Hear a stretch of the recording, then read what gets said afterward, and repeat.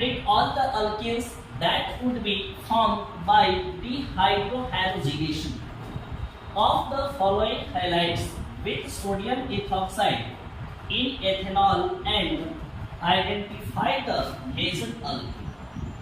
थोड़े इस क्वेश्चन को आप ध्यान से पढ़िएगा तो आपको पता चलेगा क्या है कि यहाँ पर बहुत सारे हैलो अल्केन्स हैं, 1 नंबर 2 नंबर और 3 नंबर। इससे बड़े हैलो अल्केन्स दिया हुआ है, मतलब यहाँ पर बोला हाइलाइट्स दिया गया होता है।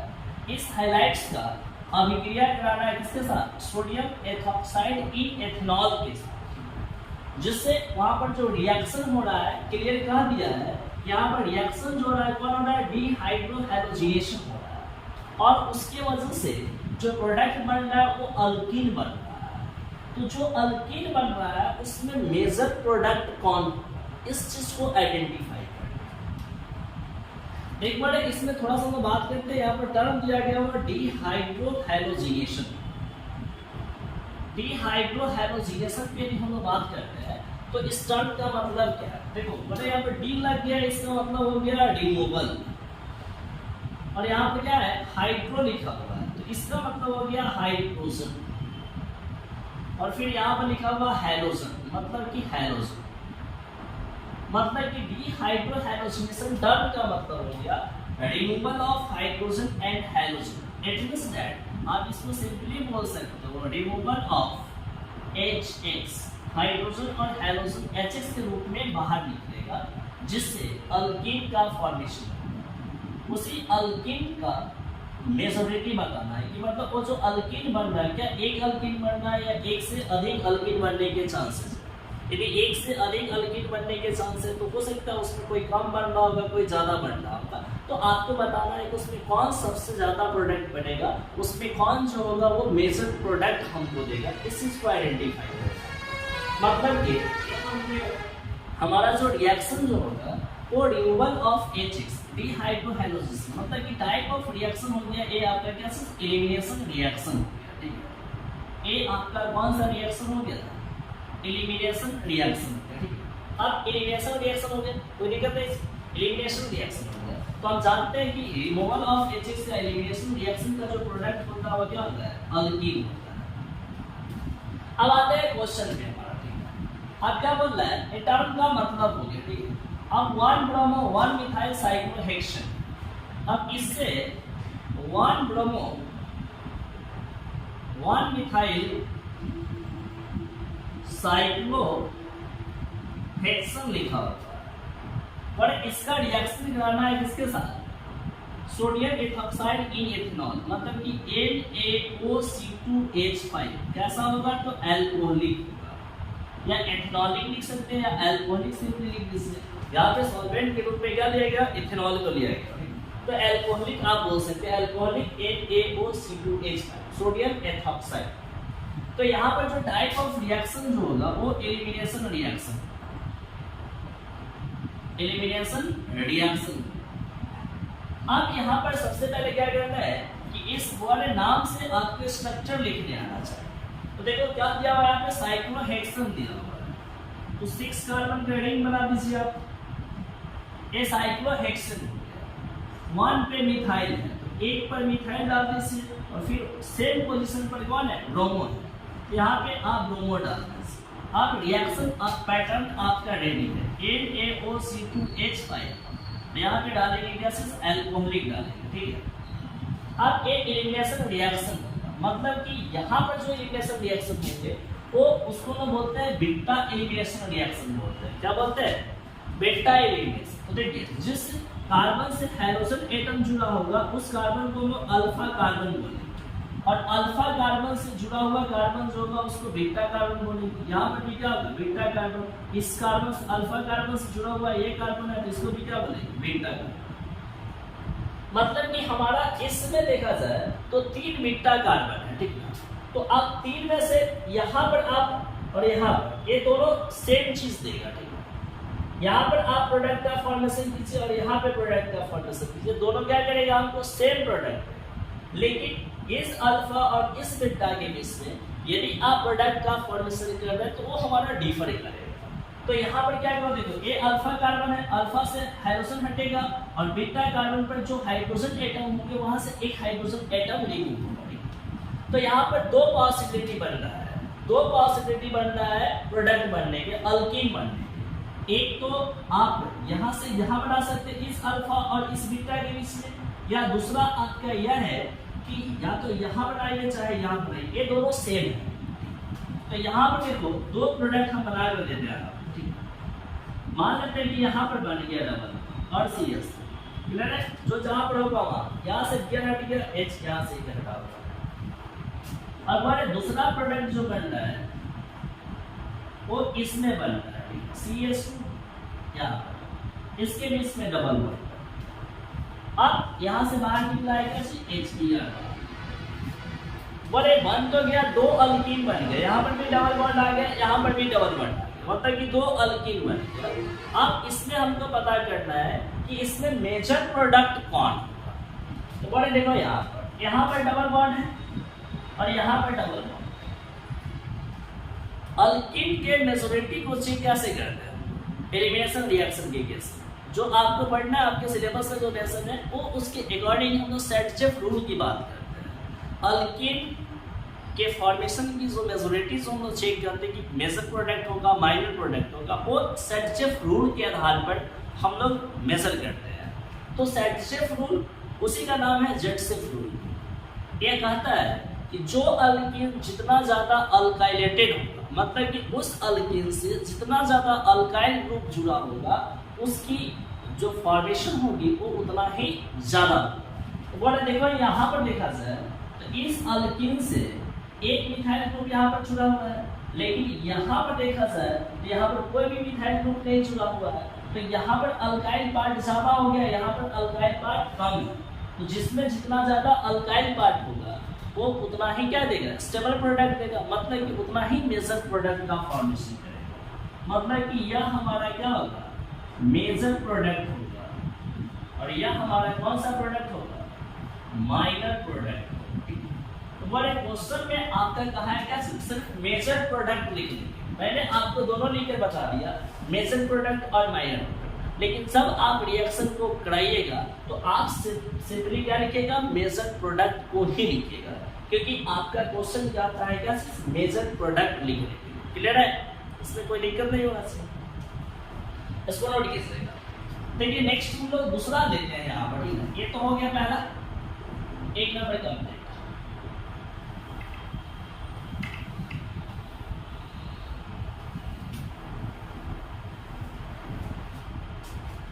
एक कंप्लीट हो गया। अब इसको उठाते हैं, 2 chloro 2 methyl butane, 2 chloro 2 methyl butane, 2 chloro 2 methyl butane. पहले इसका हम क्या करते हैं, स्ट्रक्चर ड्रॉ कर लेते हैं। बोले ब्यूटेन है मतलब कि 4 कार्बन का चेन, 2 पर मिथाइल है और 2 पर ही क्लोरो है। इस पर एक मिथाइल ग्रुप डालते से इस पर क्या करते हैं, क्लोरो डालते हैं। यहाँ पर इसकी वैलेंसी को पूरा करते हैं हाइड्रोजन के द्वारा। ठीक है, यह हो गया आपका 2 क्लोरो 2 मिथाइल ब्यूटेन। बड़े अब यहाँ पर देखा जाए तो यहाँ पर आपको किसके साथ रिएक्शन कराना है, तो सोडियम इथॉक्साइड NaOC2H5, कैसा, तो एल्कोहलिक, एथनॉलिक एल्कोहलिक।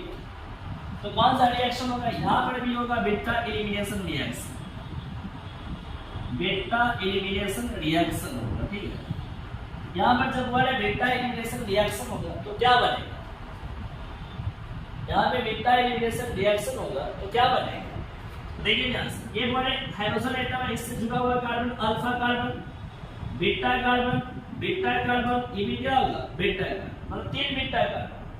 तो आप प्रोडक्ट यहाँ पर बनाइए चाहे प्रोडक्ट को यहाँ पर बनाइए, दोनों सेम चीज है, लेकिन यहाँ पर बनाइएगा इस अल्फा और इस बीटा के बीच में, तो प्रोडक्ट हमारा क्या करेगा, चेंज करेगा। तो आप दोनों बनाइए पहले, CH3 CH double bond C, यहाँ पर बोले क्या हो गया, डबल बॉन्ड बन गया कार्बन, इस अल्फा और इस बीटा के बीच डबल बॉन्ड बना, इस कार्बन से क्या जुड़ा हुआ है, CH3 और एक बार CH3, Cl बाहर निकलेगा यहाँ से और यहाँ से हाइड्रोजन बाहर निकलेगा।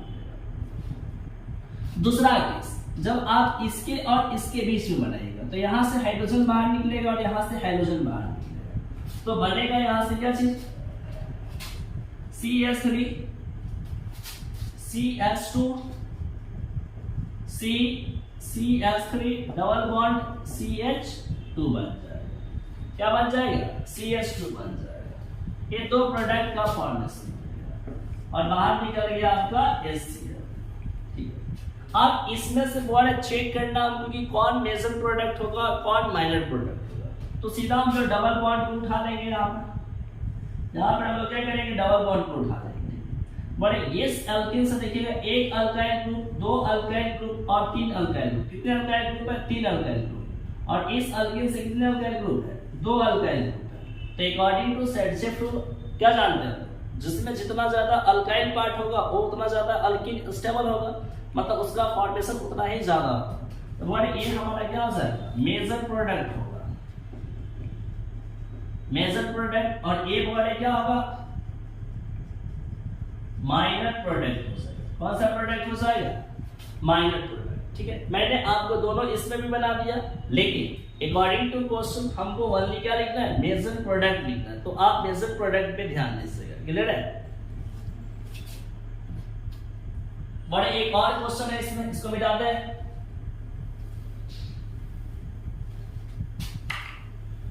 देखिए ये सब काफी अच्छे खासे क्वेश्चन है, ये सब लेवल के क्वेश्चन आपके बोर्ड एग्जाम में अच्छे तरीके से पूछे जा सकते हैं, इसलिए आप इसको कवर कीजिएगा।